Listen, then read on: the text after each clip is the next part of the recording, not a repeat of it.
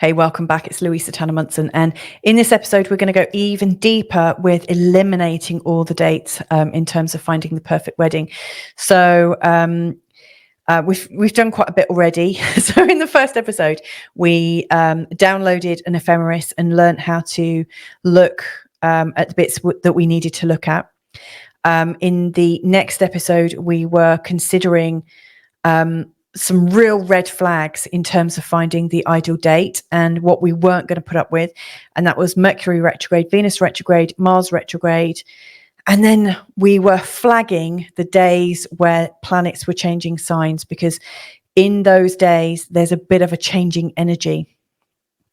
So in this episode, we're going to go a bit deeper and we are going to look a little bit further, eliminate the times when Venus isn't strong, eliminate the times when Moon isn't strong, and also Mercury. So let's find out a bit more. So this is what our calendar is looking like now. And by the end of this, it's going to look even bleaker. You'll find these dates start to appear. So first of all, I just want to, this is a great little table that I got from the tarotlady.com. Thank you, Tarot Lady. This is one of the clearest ones I've seen, and it's something called the planetary dignities. So each of the planets is ruled by a certain star sign, and the opposite sign of what it rules is known as being in the detriment. So for instance, we're concerning ourselves with Venus and the quality that Venus is in. So we know that when Venus is in the sign of Scorpio and Aries, she doesn't really express herself very well.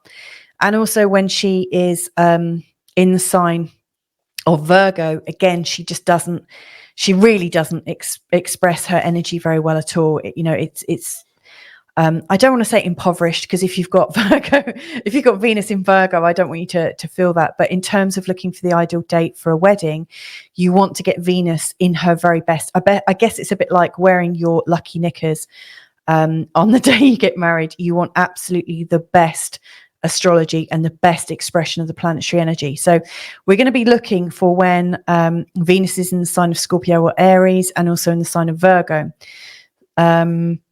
So in November, so these are the changing dates that I've already, isolated.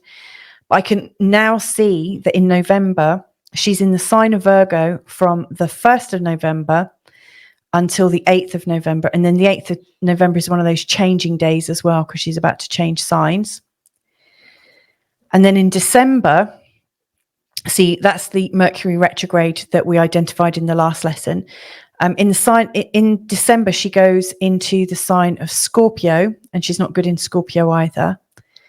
And then there's no more sort of maligned Venus in January or February. So all we need to do now is pop that on our chart. So you'll see now that we've got a little bit more red filling in and some more red filling in here. So we've done that. The next time is to eliminate when the moon's not strong. So let's see. So the moon is not strong in the sign of Capricorn, and it's not strong in the sign of Scorpio. So we're going to eliminate those two. So back to our charts.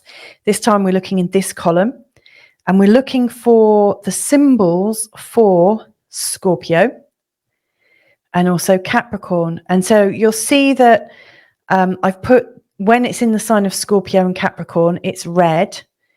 But then you'll see these little orange bits around. I know on this day, it changed from being in the sign of Libra to into the sign of Scorpio. So at some point on that day, it's changing signs.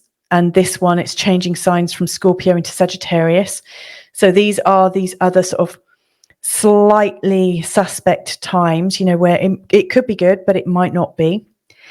And then I've reflected that for December and January and February. So again, just looking to eliminate when it's in the sign of Scorpio and in the sign of Capricorn.